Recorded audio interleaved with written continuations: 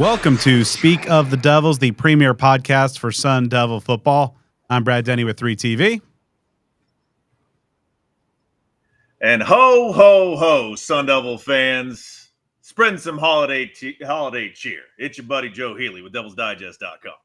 It is certainly a festive time of year for the Sun Devils. A lot of new presents under the recruiting tree, so to speak, Joe, that we'll dive into on this episode. We'll also talk to several of these new faces, but finally, we know the Peach Bowl matchup. ASU is going to be going horns down, taking on Texas. Yeah, that first round of the college football playoff had a lot that folks were talking about, had some head coaches that had nothing to do with the games themselves being pretty active on social media. So it was good for ASU and Sun Devil fans to kind of be able to kick their feet up, watch those games unfold. Obviously quite a few blowouts that occurred in those ball games. But as you mentioned, Texas, by virtue of its victory over Clemson, will face ASU New Year's Day in Atlanta, Georgia. And obviously what's at stake there is to play the winner of the Oregon-Ohio State matchup. So the stakes are officially very, very high. But as you mentioned, as we talked about, we're taking a brief, respite from the hustle and bustle life. Enjoy the holiday season here. This year has brought quite a few gifts to Sun Devil fans. So it's a good time to kind of reflect on the ones that are immediately right here in our lap, as you talked about. In the last week or so, since we last recorded, ASU has a few new additions to its roster.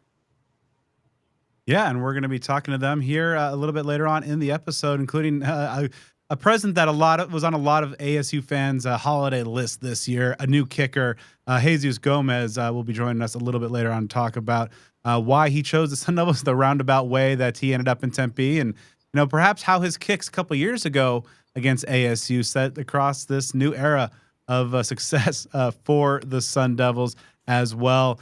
Joe, let's maybe we'll certainly dive into the matchup later on in our full game preview episode. Mark McClune will be in studio joining us a little bit, a Longhorn alum himself, to break down this matchup. But this is a team that's going to obviously, I think, being clearly ASU's hardest matchup of the year. They held off a late rally from Clemson, right, and it was certainly the most competitive of the first round games, but man, when you just look at this team, you just look up front and just those are some big, nasty lines they have in the trenches. Yeah, they get a lot of high tier players. One that ASU pursued a lot, Colin Sims, that just red hot true freshman, killing quarterbacks there in the backfield. They run the ball well, at least they certainly did yesterday. A lot of folks know about kind of the two quarterbacks that they got going out there between Quinn Ewers and Arch Manning. So there's some high profile names. I really like this narrative that a lot of folks are throwing out as it's kind of maybe not like the final boss, but like a boss along the way. You want to do that the Texas to Tempe movement. You want to get that in full force. You got to slay that dragon, man. You got to go to UT and you got to down them if you want to plant that Sun Devil flag deep in the heart of the great state of Texas. So a lot of storylines that are going on across college football right now in the college football playoff as things are really condensing into those, final 8 teams. And there's one heck of a storyline right there with the Sun Devils playing Texas in Georgia. I mean, this is just going to open up so many McConaughey memes. It's going to be a great couple of weeks as the ASU leads up into the Peach Bowl against a really formidable Longhorn team, but also one, as we've seen throughout the year, has that tendency to kind of maybe like a couple times per game just do something kind of dumb and you give their opponents some chances to make a rally. So that could play in ASU's favor. As you like to say, maybe it'd be a lot cooler if they did. There you go. Yeah, that's going to be interesting. I might have to put aside some of the McConaughey references, and naturally, it goes without saying, I was on a different side of the equation the last time a team from the state of Texas played a team from the state of Arizona with some championship aspirations on the line.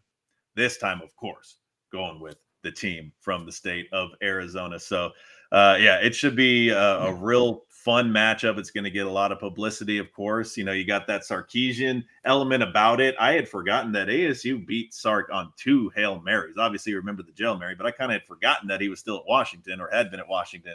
Danny Sullivan took him down 2009. So, yeah, even though ASU, I think the only matchup with Texas that's ever occurred was in the 2007 Holiday Bowl. I was at that game. That thing was very, very forgettable ball game. But even though the teams, again, haven't played too much other than that, there are some storylines there. And as you mentioned, Texas is a team that's got a tremendous amount of power to it, obviously, but also they've been tripped up, they've slipped up. There's a reason that they had to play that qualifying game just to get into this position to play Arizona State, largely because of the fact that things slipped away from them in the SEC championship game. So again, it's a very formidable opponent, as we have seen. Las Vegas, Nevada doesn't think too highly of ASU's odds, by far. The most significant underdog of the 4 upcoming games, but ASU has played that role more than once and been successful. So we'll see what the future holds. Yeah, as we mentioned, we'll be diving deep into that game and giving our full preview a little bit later on in our next episode as we get ready for the Peach Bowl, the college football playoff quarterfinals. Still a little weird to say, but this is the reality in which we live.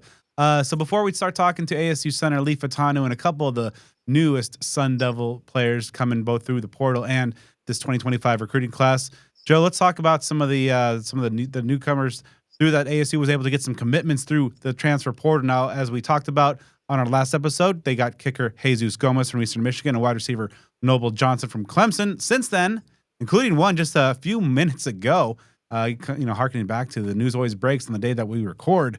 Let's start things off with wide receiver Jalen Moss from Fresno State. This was one that I was really kind of high on my hopeful list. I know a lot of ASU fans are really happy to see him choose to become a Sun Devil. 6'1", 175-pounder, very productive first couple years for the Bulldogs. 48 catches, 563 yards, 4 scores last year, over 700 yards and over 50 catches as a redshirt frosh last year. All Mountain West Conference punt returner, had a touchdown average of nearly 13 yards per punt return. And like all of these key pieces that have helped build this foundation in Tempe, multiple years left. He's got 2 more years of eligibility. And he's kind of going the Jesus Gomez route of, if you can beat them, join them, because we all remember ASU got skunked by Fresno State in 2023. He had 6 catches with a touchdown in that ball game. So we get these little auditions that go on, I guess, as it would be. So yeah, he brings over 100 catches. That's the combination that really stands out to me. He brings over 100 career catches, but he has 2 years of eligibility left to play. That's like the perfect intersection to me, because again, we kind of chatted with Charlie Regal about it in last week's show about it. You can take a lot of different approaches with the transfer portal. You can go for guys that are those, 1-year mercenaries, grad transfers who've maybe put together a good career and they've got just one shot left at it. And there's nothing wrong with that. You can go with the guys that maybe have 3 or even 4 years remaining. Maybe they were 4 or 5-star recruits, but just haven't got much of a chance to show that yet. But then you have some that are kind of like in the in-between, which I really like with this. ASU goes for guys that have multiple years of eligibility and they've proven what they can do on the field.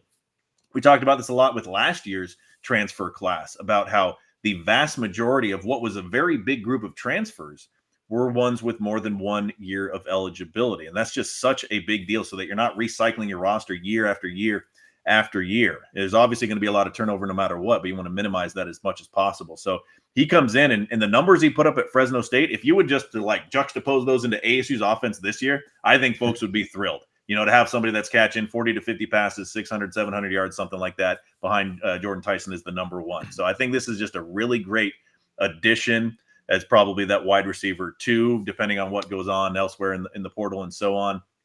I think it's, a great fit for Arizona State. And he's someone that a lot of folks thought very highly of. And obviously, as we know, wide receiver is a position group where ASU is obviously already taken more than one player and are searching for others as well. So this is probably the position group on the roster, I think, where ASU will plan to make the most of an impact through a transfer portal. And the 2 they've got so far, again, you've got a guy who has done it on the field, and another one, Noble Johnson, who's got years ahead of him, but was a very encouraging recruit coming out of high school.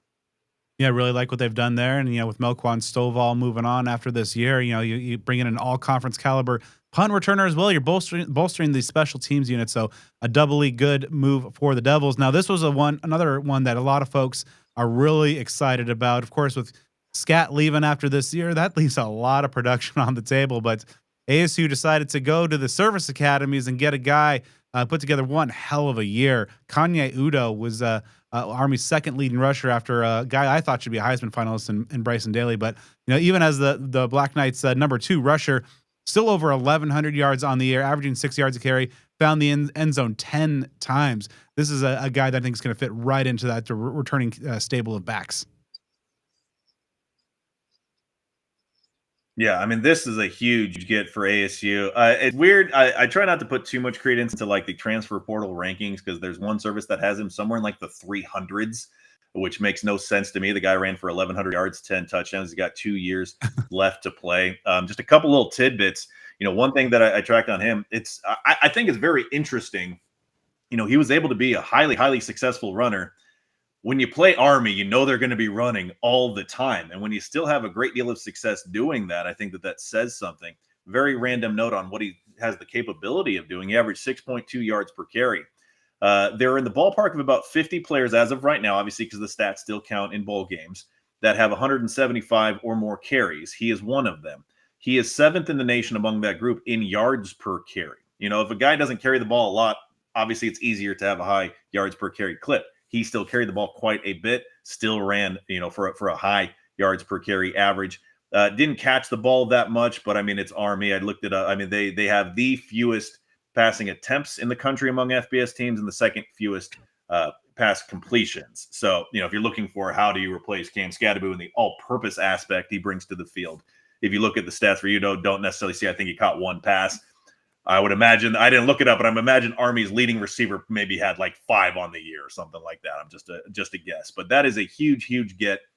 You have someone who is, highly accomplished. Again, similar to what we're talking about, Moss, someone who has done it, who has proven that he can be, a top tier starter at the FBS level for a very good Army team.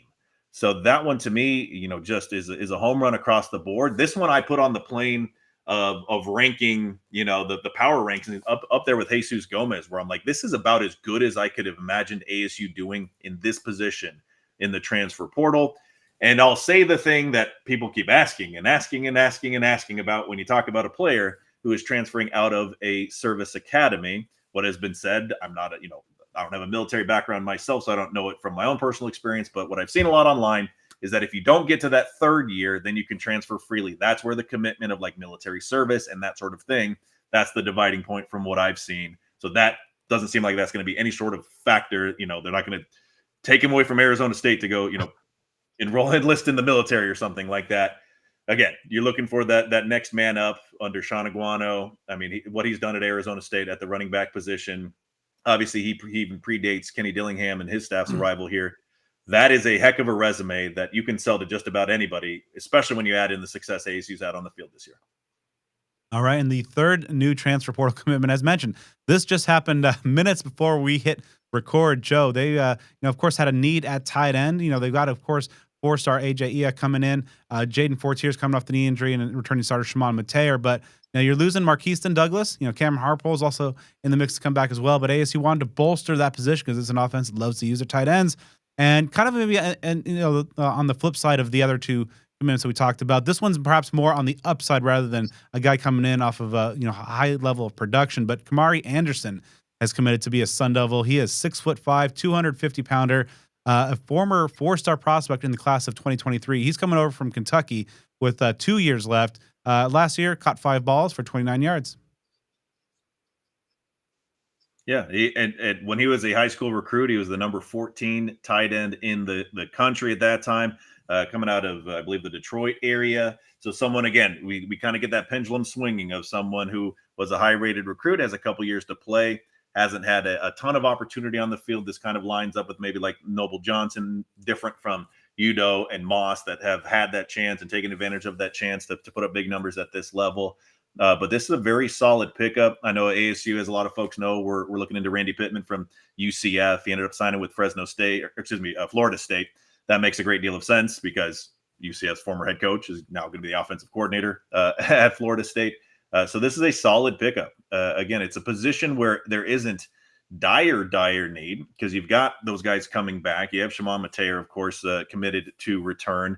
As you do with Harpole, he's got a spot on this offense. Then you've got those youngsters that are very encouraging. So it's a good position for ASU to get someone where you can be patient with him and see if that pedigree that resulted in that 4-star recruiting ranking is something that can come to the surface as a Sun Devil. But you don't need to throw him out there and like force him into being your starting tight end from day one. So ASU's count of incoming transfer portal additions now stands at 5. Since our last episode, no new outgoing commitments of the scholarship level to report to you. Cole Martin, as expected, as we talked about last week, is in fact going to be a UCLA Bruin following his dad, who's going to coach there now. But overall, I think ASU, in terms of, plugging some key spots, obviously kicker, wide receiver, running back, were kind of high on that list. And already with what they're getting, pretty good. Joe, if there's anything less else on the kind of last minute shopping list for the holidays, what other areas do you think would you like to see the Sun Devils maybe target here in the next couple weeks? And that's the thing is I'm a last minute guy. I get these ads and I see them and it's like, are you ready to do some last minute shopping? I'm like, brother, I need to do first minute shopping already. Let's get it done. So this is right in my wheelhouse. I work best when my back's up against the wall, positioned in a corner, fight or flight type situation. I think a position where a lot of folks would agree would be at safety. ASU does have some depth there, but Shamari Simmons is a senior. There's a topic that we will discuss for another time that I'm sure a lot of folks have seen about these court rulings regarding junior college players and the ability to get eligibility back. But it also does seem like he's already played 4 years beyond the JUCO level. So there's been a lot of discussion as to whether Shamari Simmons may have the ability to return to Arizona State. Sounds like that's not going to be the case, but I guess we will see. So you do have a spot. And again, for ASU, they are in an advantageous position right now with the season that they are having, to where you can be greedy and you can get guys of a pretty high caliber, or guys that are sought after by a lot of other schools, and fill some spots. So yeah, I would say if you're really looking through things, that's going to be the one for me that I would go for, would be that safety position to try to replace Shamari Simmons. That's easier said than done on the field, but that would be the focal point for me. Yeah, I agree. Safety is definitely a need. I like to see them also get a veteran corner, maybe slide in and help, replace the LT Welch departure, Rodney Bimage, and they have a number of young corners that were true freshmen this year. I'm really excited about their potential, but you'd also like to see perhaps another veteran presence in that group alongside Abney and Javen Robinson, who are going to be coming back. So as we close things down, though, let's before we talk to Senator Leif Fautanu about winning the Big 12 and prepping for the Peach Bowl, Home Field Apparel, our friends over there, dropped 9 new pieces of ASU gear. Not coincidentally, as ASU, of course, is getting ready for this playoff run.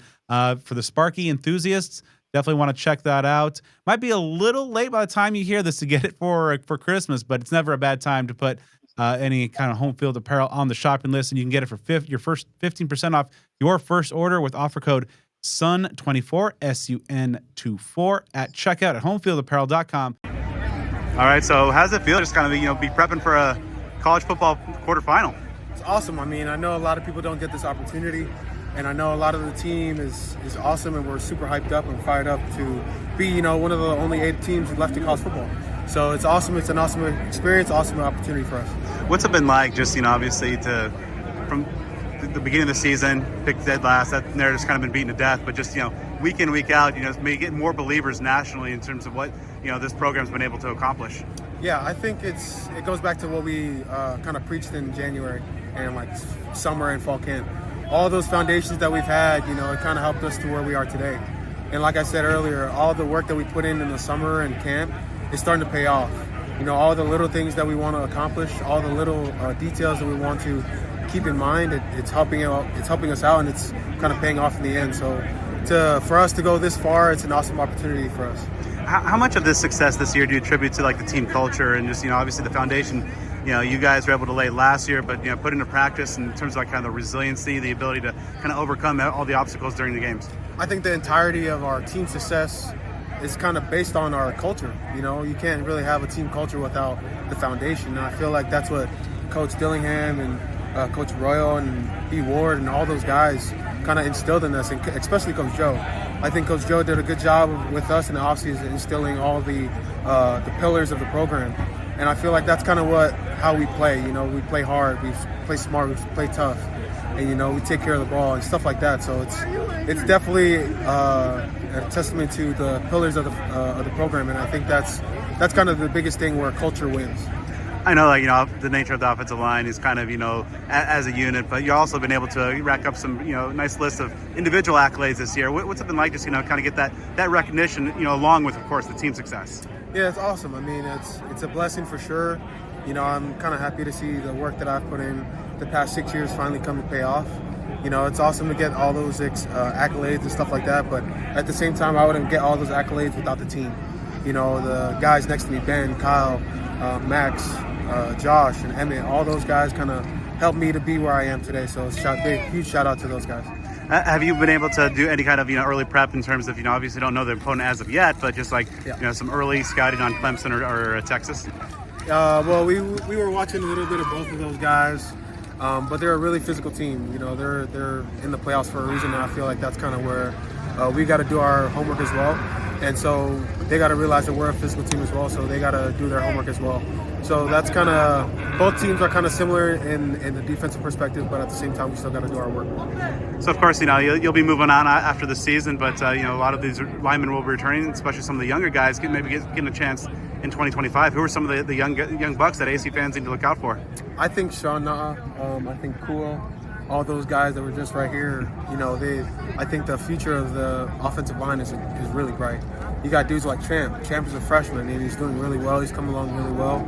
I think you just got to give him like a really spring ball and fall camp to really get get comfortable with his technique and stuff like that. But I think those guys, who else is in there? Champ, Sean, Kua, all those young guys, I think they're coming along really well, and I think they're going to be a really good extension for the future of the offensive line. Regardless of how this playoff run ends, I mean, how gratifying is it to you to be a part of coming in, going through a difficult year, but ultimately rebuilding this program and along with everybody else, getting Sun Devil football back to prominence? I think it's awesome. I think when I got recruited here by Coach Dillingham, he told me his vision of we're going to win here regardless if I come here or not. And having that mindset, just being instilled in the program is awesome. And I feel like that's kind of the selling point for me, where if Coach Dillingham has that mindset of we're going to win regardless of what you do, I think that's a mindset I can get behind, and that's why I came here. So seeing the growth from last year to this year is just awesome because, all the things that Coach Dillingham and I talked in our recruiting meeting really came true, and it's awesome to see that we also bring a lot of dudes in that fit the program. And you see guys like Ben Coleman, Jacob Pongaika, all those dudes that fit the culture, and I feel like that's kind of why this team is so successful. How have the folks back in Hawaii maybe taken to riding this wave of success with you? It's awesome. It's awesome to have a really good foundation from the hometown. I think a lot of the people are starting to reach out to me, and especially my high school. A lot of the teachers and stuff like that kind of taught me in high school are starting to reach out and have a really good support system. So it's awesome to see that the people from my hometown really come out to support me. Question in the back. So you have this saying, "Ka-chigga." Where did you get that from, sir? It's just an expression. It's from Cars. It's the green car. Chick Hicks, if you don't know. It's like ka-chigga, like it's just an expression, like a big play. So. Awesome. Yeah. Thanks, bro. So how difficult is it to block a guy like Jacob day in, day out? He's awesome. He beats me up every day in practice. You should see the one-on-ones. I'll pull up the film. He beats me up every day. I try to get better, and it's awesome to see those guys like Jacob and CJ. Going up against those guys like that who are high energy, high effort dudes that continue to make you better. So having that competition definitely helped me out in camp and my success in this season. What's it like to be a finalist for the Polynesian College Football Player of the Year? It's awesome. It's awesome to represent my culture, awesome to represent my community and stuff like that. So it's definitely a blessing to represent the Polynesian community.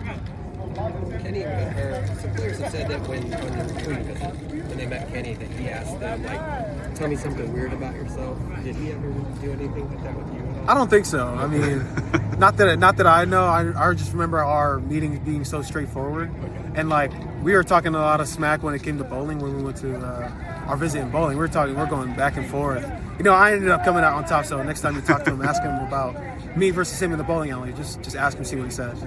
But if he says he's won, he's lying. He's lying big time. And also what I've heard is he likes to talk a lot, but he maybe can't back it up. Is that true? I don't know if he's a good bowler or not, but I've definitely heard that's the case in Matt. See, the thing is, he's a big mental person. He'll talk so much crap to you just to piss you off. And when you get pissed off, he knows he got you. And especially in Madden, when you throw a pick or something, and he just lets it ride. You know what I mean? And so having that as a head coach is awesome.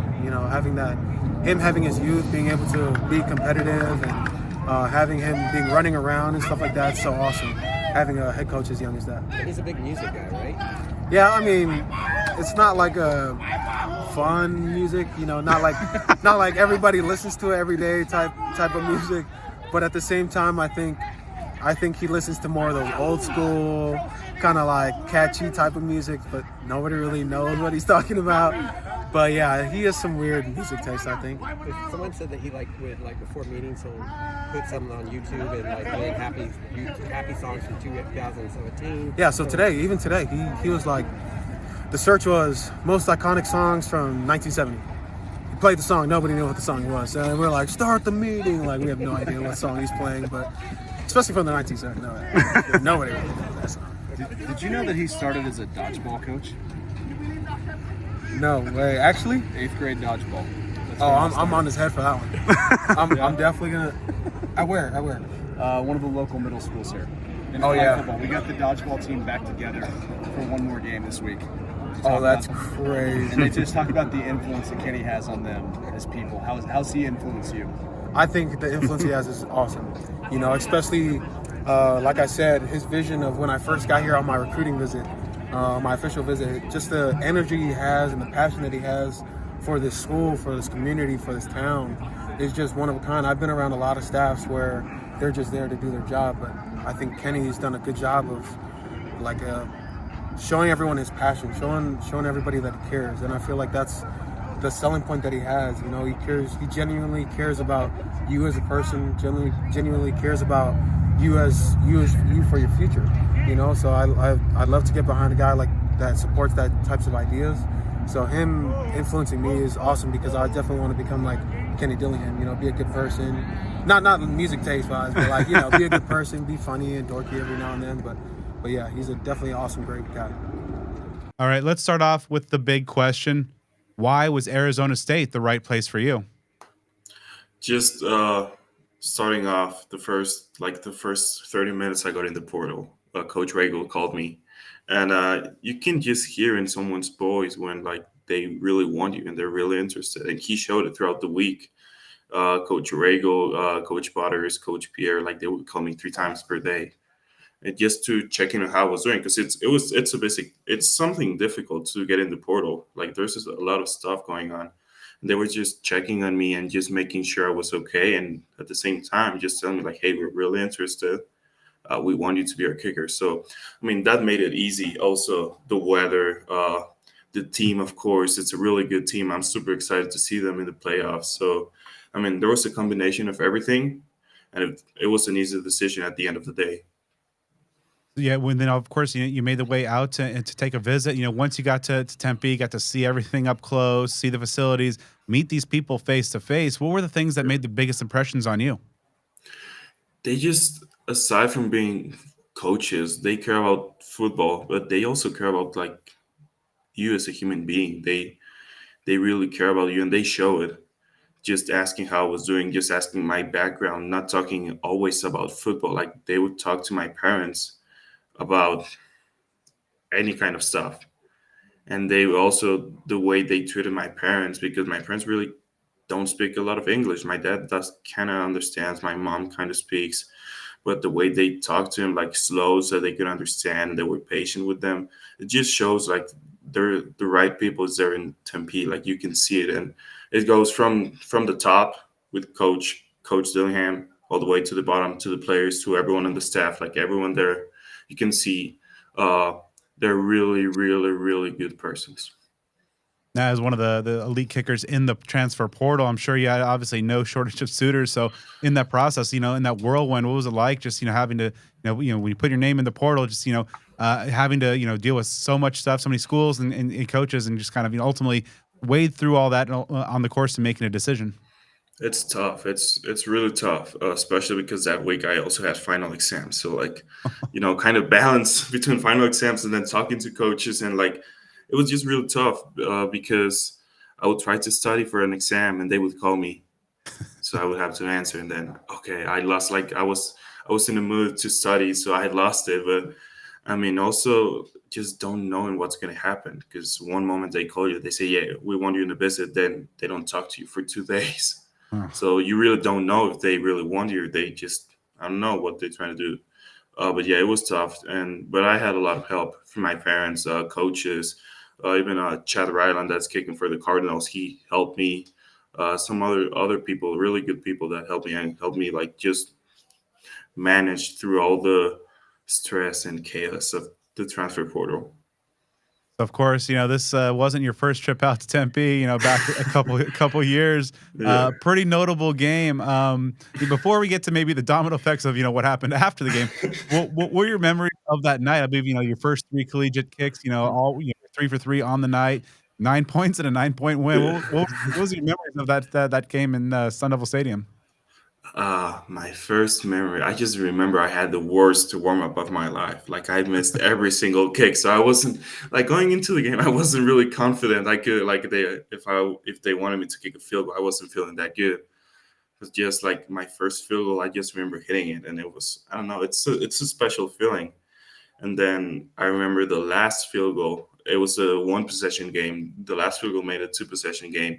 I remember I kicked laces, so I got super scared. I remember I saw Oh. laces and I was like, I better not miss this because they're gonna kill me. But yeah, it's like a really good memory, especially that was the first game my parents and rest of my family watched in person. So I had like 10 people at the game, so it was really special. And then, of course, kind of the domino effect from there, with a lot of ASU fans are already big time fans of yours just because, in their view, you helped set this current run of success in motion. Is that something, I was chatting with Rego a little bit. He mentioned that, like that's on their radar. Is they're kind of appreciative of what you did ultimately to get them to where they are? Yeah, that's funny. It's a funny coincidence. I when Coach Regal called me, I told like after I hung up, I called my parents and I said, "Hey, ASU called me," and they were like, "ASU, like Arizona State, where you kicked your first field goal." So I was like, "Yes," and they were super excited. They were like, "Say yes," and I was like, "Hey, wait, wait, we gotta wait a little bit. Let's be patient." But yeah, it's super funny. So obviously, you've had great success at Eastern Michigan, and Chris Creighton, one of the most respected coaches in the country for what he's been able to do there. What were some of the things during your years there in Eastern Michigan that really kind of helped elevate your game, get you acclimated, and get you to the point where you are today? I think it's just first the people I was around. I was surrounded by a group of people that really cared about me and showed me that how do I say it? They wanted me to be the best kicker, but also like develop as a person. Coach Creighton like that. He does an amazing job. Your student also like for example academics. You're a student first. So you don't play if you don't have good grades, and that's something they developed in me at Eastern. Also, just for example, like I said, Chad Ryland, he helped me through this process. I was with him my first year. He taught me everything, like from warm ups all the way through the game. Like I learned a lot from him. So Eastern it's a really good program to develop, and like it's growing, and I'm super excited to see what the future has for them. How tough was it to make that decision to ultimately maybe enter the portal and find the next spot on your journey? Really tough because I don't want to say it can sound bad, but I had everything at Eastern. Like my whole friends, my girlfriend, my family. I had other family members that live in Michigan, um, and I mean I was super comfortable. But for me to make it to where I want to go, I need to take the decision, and it's not easy. It's not easy to move out to the other side of the country. But I'm sure the coaching staff at ASU and the players are going to help me get through it. It's super easy. So walk our viewers and listeners, perhaps through your journey, growing up in Mexico to ultimately, landing at Eastern Michigan. As a kicker, I imagine playing some soccer growing up. So, what was that transition like from football to American football? It was, yeah, it's been a journey. I started playing soccer when I was like 2, 3 years old. Since my parents told me that when I started like walking, I would chase after a soccer ball. So I started playing soccer. I played soccer for like 14 years, but I got to the point where I wasn't good enough. to be playing a lot. So I wanted to try something new. That's when I started playing football. And then I didn't actually when I started playing football, I was a linebacker. I didn't want to kick because I told my dad wanted me to kick because of the injuries and everything. Like he was like, if you're gonna play football, you're gonna be a kicker because you're not gonna get hurt. And I said, okay, I will. I didn't. So I started playing linebacker, and then I would always tell my dad that kicking is so boring. Like who wants to be a kicker and just kick the ball through the uprights? Years later, I started kicking, and that's when I started really focusing on kicking rather than other positions. And that's when I saw that I had some potential, but I didn't want to stay in Mexico. Really, I wanted to play.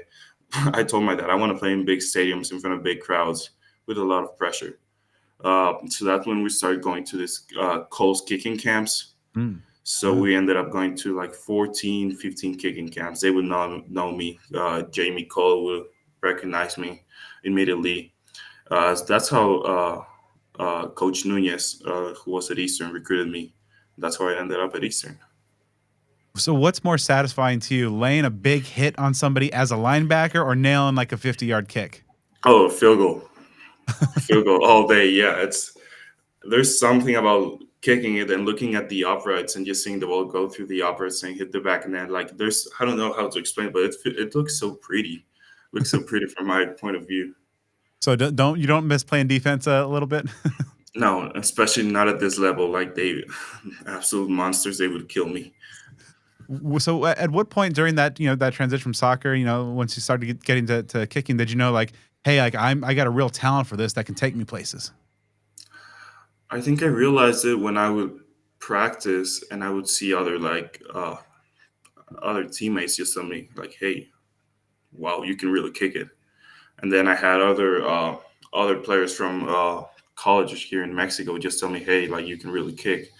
That's when I talked to my dad, and my dad like he said, "Well, let me talk to them to see what we can do." And that's when we discovered Cole's kicking. But it wasn't all by myself. I had help from kickers here from Mexico that I mean they tried and they couldn't, but they really wanted. They really helped me. So for a casual fan, they might see that a soccer player make a natural fit for a kicker, just using the leg strength. But from a technical perspective, how different or maybe perhaps how similar is getting a good kick on the soccer pitch versus lining up and blasting a field goal. It's super different. I mean, the shape of the ball. Just looking at that, it makes it completely different. But also the technique. It's not like you're swinging like soccer. You like cut your swing, and with kicking and field, you gotta follow through. So that's something different. Also, the biggest difference is just in here, like the mental aspect of kicking. It's insane how big of a deal it is and how it can affect you if you're not right in here. So is of course heading out west. Are you? I assume you're not going to be missing kicking in the MAC conditions and a bunch of that stuff in that part of the country anymore. No, that's what I talked to some people like, hey, I have this option. It sounds good, and they would tell me, look at the weather. It's not you kicked in this weather 4 years, three in games. You don't need to prove that you can kick in that. You're ready. You proved it already. So go enjoy some good weather for your last year at least. You deserve it. Yeah, so, so certainly, and of course, Phoenix has some elevation, 11, 1,200 feet above sea level. What are you like most looking forward to about coming out here and being a Sun Devil? Absolutely everything. Absolutely everything. From the first day, from the first workout to the first class, it's just another level that I've always wanted to be at. And just finally being in this level, it's like a dream come true. So I'm super excited for everything. Even the workouts that I might struggle with, even that I'm super excited. So when you're next fall, when you're running out through Tillman Tunnel in the maroon and gold, what do you think the thoughts are going to be, or run through your head at that moment? It's gonna be like, wow, I made it finally. All this sacrifice, not only my sacrifice, but my family's sacrifice, my parents, like everything they did for me, and coaches and friends and teammates, like everything they've done for me. It's just a really, it's gonna be a really good feeling. What kind of goals have you set for yourself for your season as a Sun Devil? Just help the team win. Uh, I'm here to help the team win. I know there's been struggles at the kicking position, so I really want them to trust me and know that I can go out there and make every single kick. Of course, you can think, yeah, NFL and whatever, but the first we need to go, first we need to go through winter, then spring ball, then summer, then fall camp. But at the end, just be a really good help for the team. All right, let's start off with the big question. Why was Arizona State the right place for you? The coaching staff, the people, the culture, getting to hang out with some people on the team who are now my teammates. It really stuck out from other places. Like I said, I feel like they really had a plan for me, the coaching staff, and that they really want me in their scheme and they want me in their program. I feel like I can add a lot of value to the program. So, of course, you made your way out here to Tempe to kind of see the program up close, get to see the facilities, meet these people face to face. What were some of the things that made the biggest impression on you during the visit? I would say just hanging out with Coach Dillingham, and meeting with Coach Arroyo, meeting with those two and just being around those two and seeing what the future holds is really what made me want to come up there for the visit in the first place and what made me want to commit. Speaking of Coach Dillingham, obviously one of the youngest coaches in the country, and the level of success he's had in year two already. When you got to see him, meet him, and you just kind of, you mentioned kind of hang around with him a little bit. What were some of the things that kind of jump out to you about Kenny Dillingham as a leader of a major college football program? Right. So even talking to other coaches at other programs and coaches at my old program, everybody has nothing but great things to say about Coach Dillingham. Like he has one of the best reputations of any coach I've ever seen. Then actually going up to ASU and seeing how much everybody else trusts and respect him, it was huge. It really stuck out to me. Of course, your future position coach, Sean Aguano, heck of a track record in terms of developing extremely Oh yeah. productive running backs in his entire tenure. And getting to know Coach Aguano, what were some of the things that really kind of jumped out to you? And what excites you about working with him? Hey, he's incredible. Forgot to shout him out earlier, but he's incredible. Um, I really think that he's going to be one of the best coaches I've had. Like he really knows how to train people. Obviously, just look at his track record, but he's going to help me improve pieces in my game that are really going to help me take it to that next level. So earlier you mentioned the plan that ASU had in store, and of course, looking at what Cam Scadaboo was able to do in this offense this season as the feature back. What things about the plan? What kind of things can you share about the plan, and what this ASU coaching staff sees your role in this offense? Right. I think me and Cam have similar running styles. Obviously, there's some differences, but then we have similar running styles, and I think that I can attribute a lot of similarities in my game to his. That was the first step. Then just seeing how much trust they have in a running back position here and how much the offense kind of flows through the running back position here was the next step. And then me just being able to realize that I can showcase another part of my game, like my receiving ability. To answer all the questions I can catch, and I hope to prove that soon. But just being able to know that I'm going to be in the offense that's going to give me the opportunity to do that is huge. So I'm excited. Of course, you're coming into a deep running back room already. Kyson Brown's had some great moments as a sophomore. Raleek Brown coming back from injury, a former 5-star guy. What's that like? Coming into a position group that is obviously some other very talented backs as well. There's competition everywhere. I talked to some of the running backs already. They all have a lot of respect for them all. They all seem like great players. I'm just excited to go out there and compete. This season, you kind of had a similar experience as Arizona State this year with a team, having not so much success a year ago, but also then of course exploding this season. Army a great year, a great run into the top 25 as well. So going through that experience of being part of a team that is on the come up, what kind of lessons do you think you can take away from that experience and bring to Tempe? Definitely just learning the switch from last year, my freshman year, and a switch now in Army football. Just understanding that to win football games takes a level of discipline, it takes a level of commitment, and I'm sure that they already have that in Arizona State, but just being able to bring that more of that because you can never have too much into a locker room is going to be huge. Yeah, how tough was it just to make the decision to leave West Point and continue your career elsewhere? Oh, it was a tough decision. Obviously, like any big decision like that is, but I feel like I had to do what was best for me. I have a lot of people over there that I love and that are going to be part of my family forever. So I feel like I had to do what was best for me, and I made this decision. So, obviously, Army, mentioned the great success on the field, and obviously, obviously the track record of developing men of high character off the field. During your couple of years at West Point, what were some of the kind of key ways that that experience has shaped you and kind of help propel you forward? I would say learning how to combat adversity and truly reinforcing the lesson of controlling what you can control.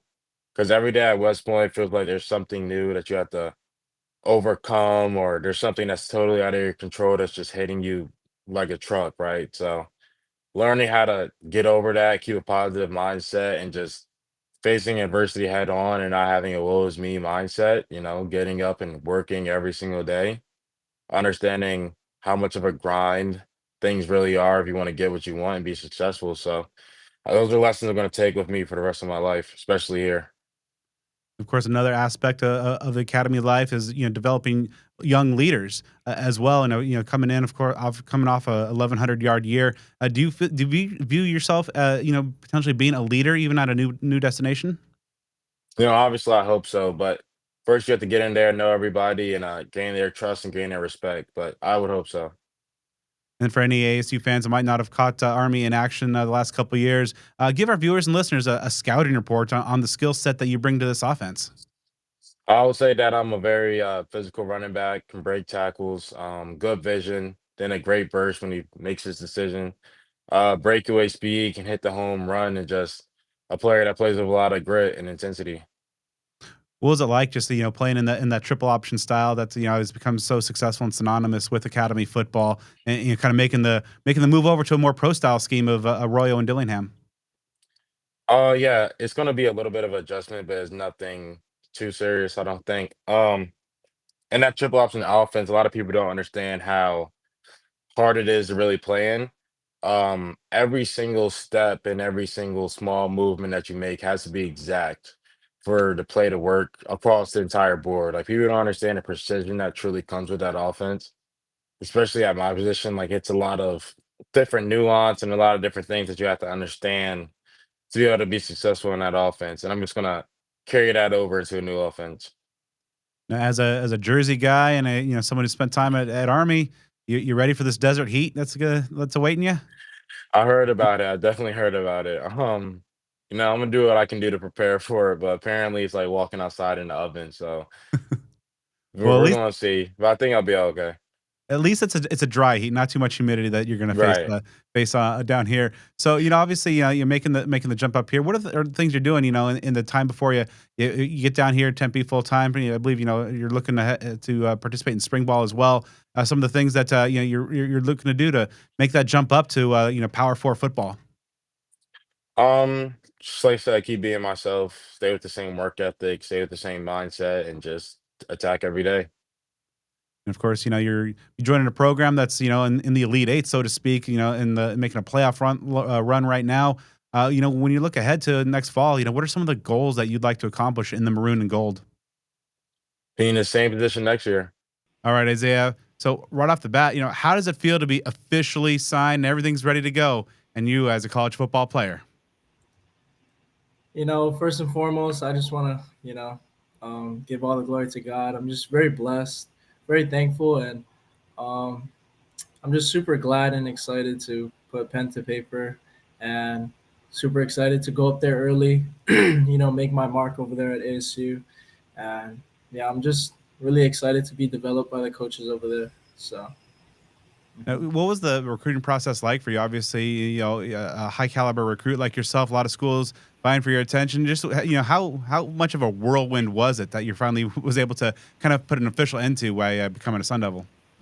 yeah, it was a big relief, a lot taken off my chest. Um, this was been a dream of mine since I was, growing up, and just being able to put pen to paper and sign that paper is just, it was just very fulfilling. And like I said, I just feel super blessed, man, and super excited to go up there and um, be a part of the ASU football program. Why was Arizona State the right place for you?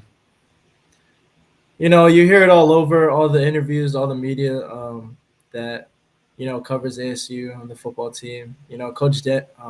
Kenny. He just a very passionate guy about the team. He loves the team. He wants to win, and the culture he built over there is just different. And when I went up there for my OV, you could just feel the difference.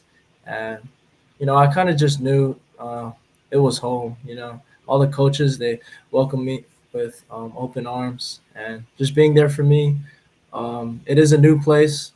Being from the islands, it is a new place, but you know they're building a new um, culture, and I'm just very excited to be a part of that. And yeah, they're just a really good fit for me.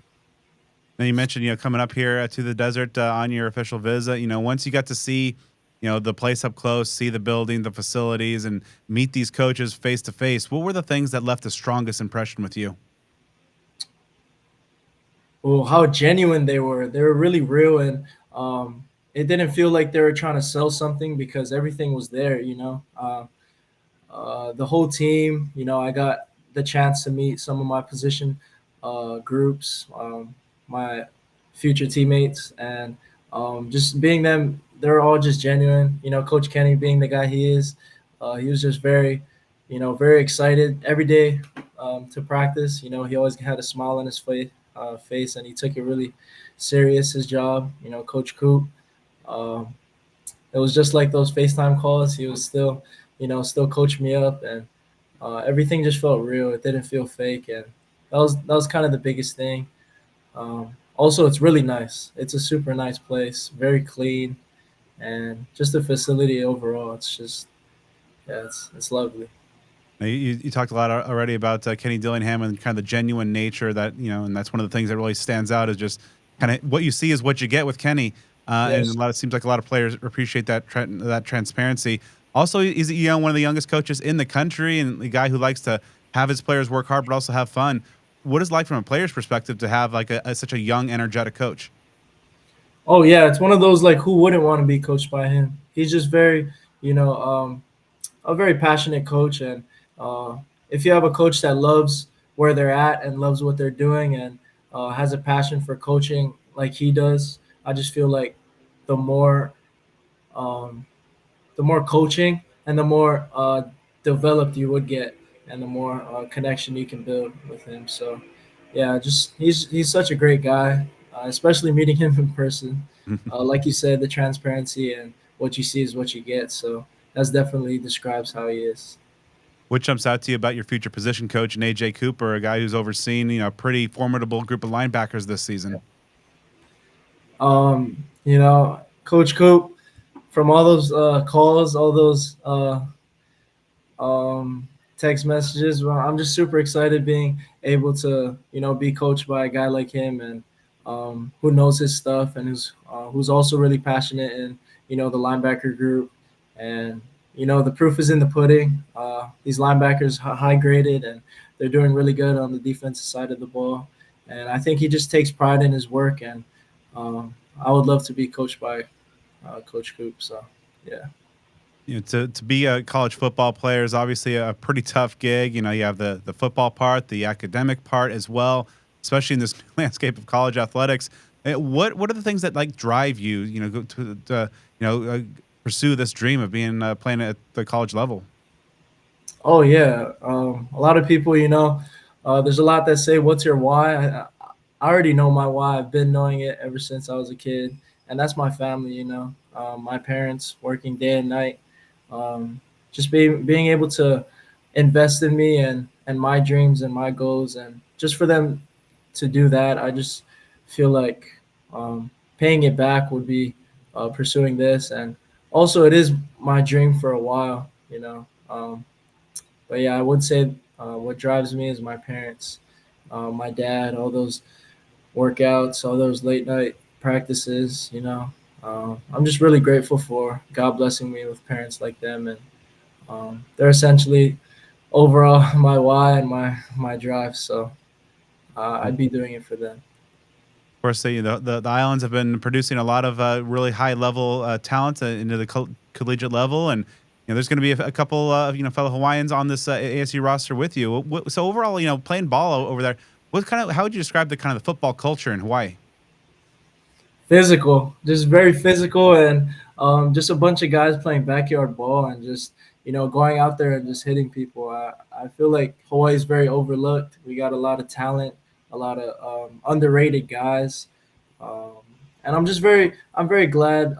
There's a lot of coaches seeing that nowadays and taking their time to um, just scope out the talent over here. And I'm glad, recruiting is everywhere now in Hawaii, and um, I'm just really excited for my brothers down here to get looked at and to get a shot in the next level. So yeah. Of course, making the trip from the islands to the desert. You ready for what lies ahead with the heat? Yeah, I mean Hawaii's hot itself, the humidity, but at least it's a dry heat. It isn't anything That's too true. humid. I have been up there in April. It does get hot, but yeah, at least it doesn't get like really cold and in the tens or in the 20s. So I'm fine with that. Um, and yeah, I'm just really excited. So, for any Sun Devil fans who might not have seen you in action or caught any of the film on Huddle and whatnot, give our viewers and listeners a self scouting report. What kind of things do you bring to the field? To the field, man, I just bring energy. You know what I'm saying? I would bring energy. I'm very coachable. You know, that's what I'm saying. I'm super excited to be coached by these coaches. I know once they tell me what to do, I'll do it. It might take me a day to get it down. It might take me a couple days to get some plays down, but I know in time I will do it. And just grit and just grinding, putting my head down and work, and just falling in love with the progress and the process. So I think that's what they'll get out of me. Just a guy who's just gonna work hard, put his head down, and work, and also bring the energy where energy is needed. And yeah, I'll be there. So, of course, you're a highly productive player on that defensive side of the ball. What are the things that really your favorite parts of playing defense and laying into ball carriers? You know, I've had brothers. They went to, big colleges, and they've all played on the defensive side of the ball. I just think it's in my blood to play defense, and just growing up, seeing my brothers play defense. You have Ray Lewis, you have Junior Seau, just all those guys, Matt Tail, just a lot of guys that I looked up to. Um, and one of the key things I just love doing is hitting. I just feel like putting my helmet into someone else's body is just it just gives me a rush that uh, nothing else gives me. So, um, yeah, it's just the love of being on the defensive side of the ball, especially being a linebacker. Man, I feel like I take pride in this position. Um, it's a very hard position, but at the same time, you gotta love it to do it. So, I really love the position of being a linebacker and being able to, you know, um, have that command of the defense, but at the same time do a lot of things that linebackers do. So You yeah. mentioned loving putting a hit on a ball carrier. Is there one hit in your career that really kind of stands above, like, oh, I just really destroyed this dude? Oh, I don't know if I could recall one. I don't know. There's just so many of ball carriers in your wake that you laid out over the years. um, if I would have to be specific, it was against, you probably don't know the team, but it was against just this team, Lelahua was this quarterback. I think he was supposed to throw this bubble screen, and I guess he tried to step up in the pocket and run, and I just came down and laid the hat. So yeah, that one felt good. It felt good. He stayed on the ground for a little bit, so I kind of felt bad, but at the same time, it's football. So Yeah. yeah. So when you look at the Sun Devil defense, put together a fine season. How do you see yourself fitting, or where do the coaching staff see you fitting in this 4-2-5 scheme of DC Brian Ward? So yeah, I talked to Coach Coop about it. He wants me to learn Mike and Will for sure, just to learn those positions, and the more practice and the more reps I take at both of them, he's gonna see where I fit the most, either at Mike or Will. But at the same time, I'm just grateful to be um, even to share that field with all those guys and just being able to learn from the veterans. And I think, yeah, I think I would fit most in the inside backer position. So, yeah. What jumps out to you most about watching your future program make this run to the winning the conference crown and having a playoff game here pretty soon? Yeah, so going up to the OV and during the off season, like just seeing how the guys worked, seeing all the transfers coming in and instantly buying in, and Coach Kenny just talking about the team and excuse me, but the culture that he's building, I kind of seen that there was something different this year, and but for them to be making a run like this, it's just like I said, it's just proof in the pudding on what Coach Kenny is doing with this team and what the team is doing in themselves. So, yeah, they're just. It's really exciting to be able to see my future program do what they're doing this year, and who knows what we can do next year. You also, through your play, have generated a number of honors. Including an invite to the Under Armour All American game. What does it mean to you to kind of cap your high school career with some of these the most prestigious honors at that level? Yeah, just super blessed from the man above, for sure. To be able to play with the best of the best in the country in the All American Bowl coming up, it's just really, I just feel really blessed because there's a lot that, their seasons are cut short and they may not, pick up a helmet or pads ever again. So just being able to um, play one or two more high school bowls is just it's just a blessing to end off my senior year with a bang, basically. So Of course, ASU has really kind of placed a priority as on the poly pipeline, as they like to call it. What does it mean, to you to be the latest kind of installment in addition to the poly pipeline that's flowing to Tempe? yeah, it means a lot, man. It really does. On staff there's Coach Nick. I really built a bond with him, and um, we're all in a group chat together with all the poly kids who's committed. So I'm just really excited, to share this time at ASU with fellow guys that I can relate with and guys that I can, connect with easier. So just really, really excited that Coach Kenny is building that, poly pipeline over there. So. Mhm. How are you preparing to make the jump, up to the major college football level and prepare yourself for spring ball? Yeah, like I said, just putting my head down and work. As of right now, it's just me and my dad putting in some work, extra work, training, and just basically focusing on my weaknesses. So, when I get up there, um, so I can just be a sponge and just absorb all the information I can. So, yeah. When you look ahead to next fall, what are some of the goals that you've set for yourself or things that you'd like to accomplish during your freshman year in the maroon and gold? Um, I know for sure I'll definitely set up some goals when I get there, but as of right now, obviously, being a guy who loves to compete, I wanna have a chance to be on that field, whether it's special teams, whether it's on defense, wherever it is. I just want a chance to be on that field during a game, my freshman year, and being able to, make an impact and make a good one too. So. So when you look ahead to the next fall, you're running out through Tillman Tunnel past that Pat Tillman statue, obviously one of the greatest linebackers ASU's ever seen, and Yeah. in that maroon and gold. What do you think the thoughts are going to be in that moment? Is kind of the culmination of realizing one of your dreams? I don't know. I can't really speak of it until I get there, but just I already know the feelings are all just gonna rush through me. It's gonna be a lot, but it's definitely exciting. It's definitely something I've looked forward to all my life. It's definitely something my parents look forward to, and I'm just really excited to take it all in, run past that statue, and ball out. Hopefully. And that's going to do it for this episode of Speak of the Devils. We'd like to thank all our great guests stopping by and sharing some time with us during this holiday season as we get ready to ramp up for the Peach Bowl matchup. Now, of course, with the big game coming up, you want to stay with us on the social media side. Follow the show on Twitter at SOTD Podcast. Like or follow the show on Instagram at Speak of the Devils. Subscribe on YouTube. Follow on Facebook and give me a follow on all things social at BDenny29.